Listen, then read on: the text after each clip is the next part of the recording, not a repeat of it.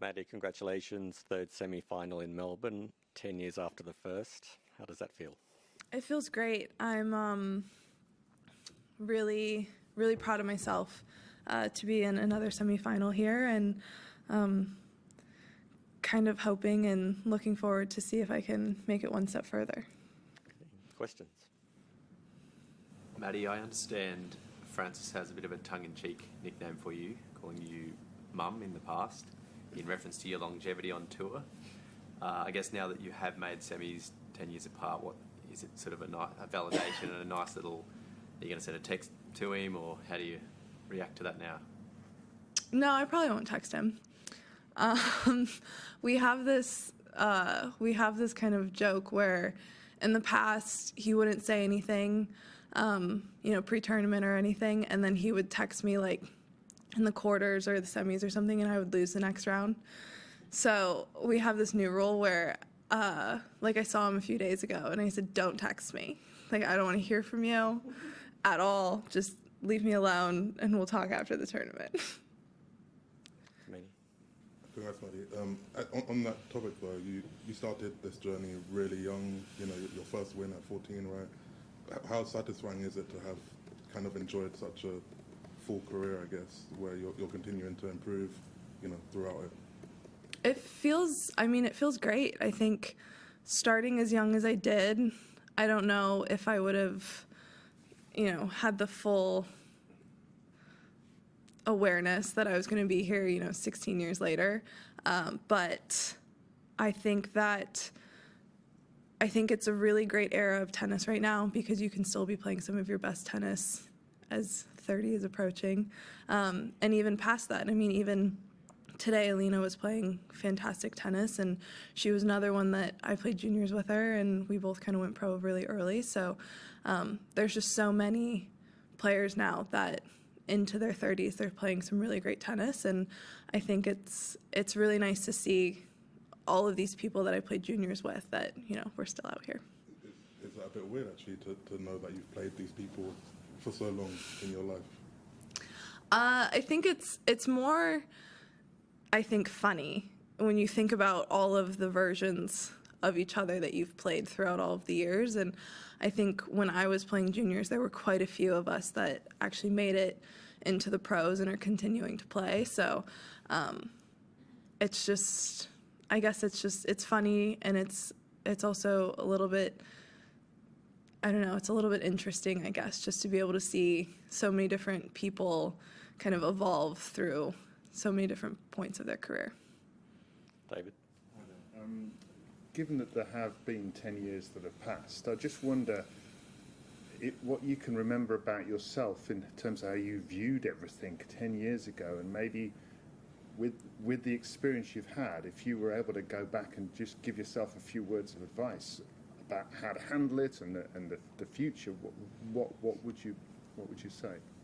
I think if I could go back, I would just say try to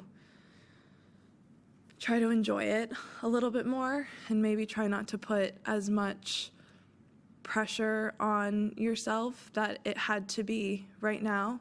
And I think there's been a handful of times in my career where it kind of felt like if it didn't happen right now, would it ever happen? And I think I'm getting to the point where I'm starting to appreciate my career for what it has been, and it doesn't have to have a Grand Slam in order for me to look at it and say I've done a really good job and I've really left everything out there. Now, while that's obviously still the goal, I think there have been periods of my career where it felt like if I didn't win one, then I hadn't done enough, and I didn't live up to my potential and all of that. And I think that kind of took a lot of the fun out of the game, and I think it also just there was times where it just kind of felt a little bit paralyzing out on the court, because it felt so, it felt as if I needed it to happen instead of giving myself the opportunity to go out and potentially do it. Similarly, how do you feel like your experience on tour, looking back 10 years ago, can help you in this semifinal coming in a couple days? I mean, I think now that I've been in this position a few times, I can, definitely try to lean in on that. And at this point, I mean, everyone's also won some really great matches, and we're all playing some really good tennis. So I think that this is really, what they call the business end of the tournament. So as much as you have experience and all of that, at the end of the day, it's also, you just have to go out and do your best and leave it all out there. And I think as long as I can do that, no matter what happens, then I can walk away with my head held high. Hi, Madison, well done.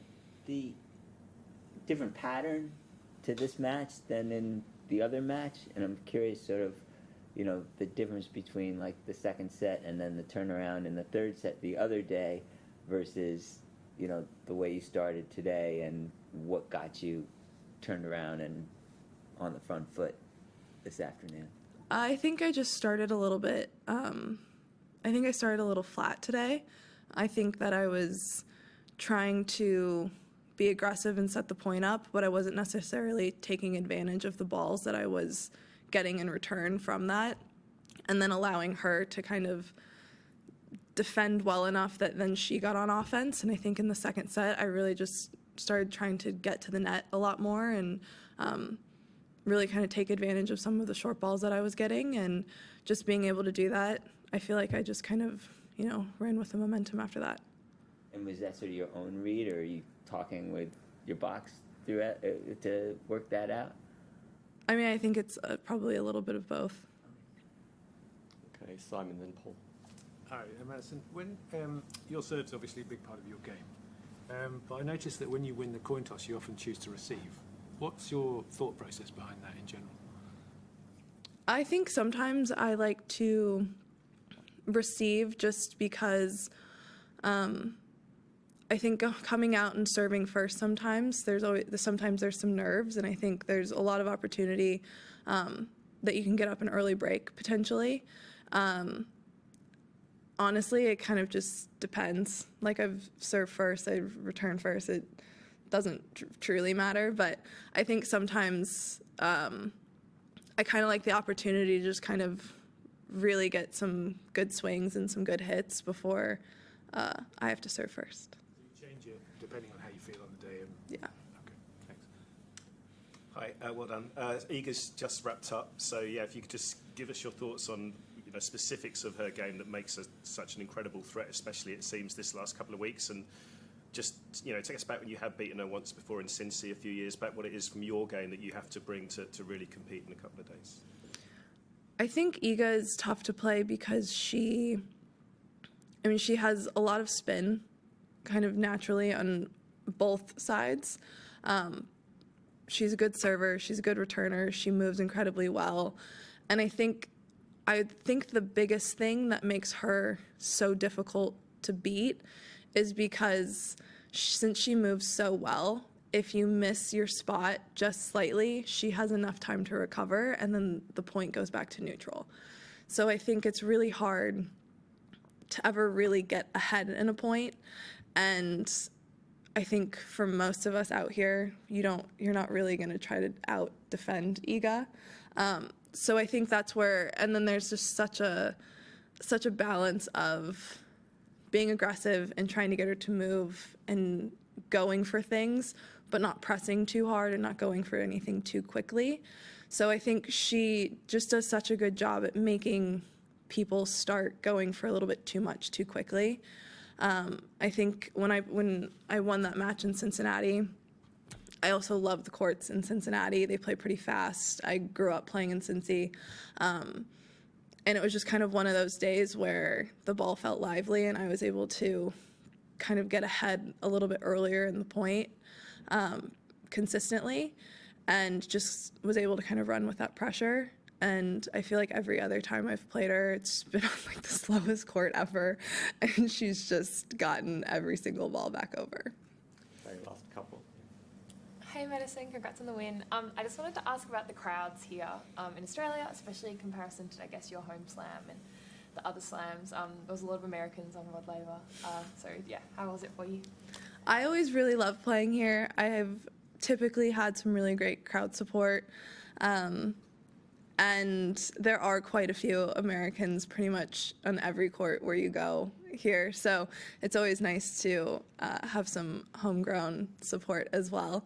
I think every slam has a different vibe for all of the fans. I would say here is definitely like the most fun. They love tennis. They're loud, they're lively. But I've always really enjoyed my time here, and other than having to play an Australian here, I'm usually in a crowd that is pretty supportive. Okay, final question. On the crowd, I wanted to ask, you mentioned coming out a little bit flat at the start. It certainly felt a bit emptier, I guess, this morning, and there's been some criticism about sort of scheduling the women's match early and trying to get them out of the way from Pam Shriver and others. Have you felt, did you feel any of that in the atmosphere when you were coming out, or have you got any thoughts on, the attendance at matches like yours, a significant quarterfinal? No, I haven't. I mean, I personally really enjoy playing earlier in the day. And I think you kind of know that it's probably not going to be at its max capacity just because people are kind of slowly coming in. I would say that the crowd definitely had nothing to do with the reason why I was starting flat. And I mean, to be totally honest, I didn't even think about it or never even crossed my mind. Okay, thanks, Manny.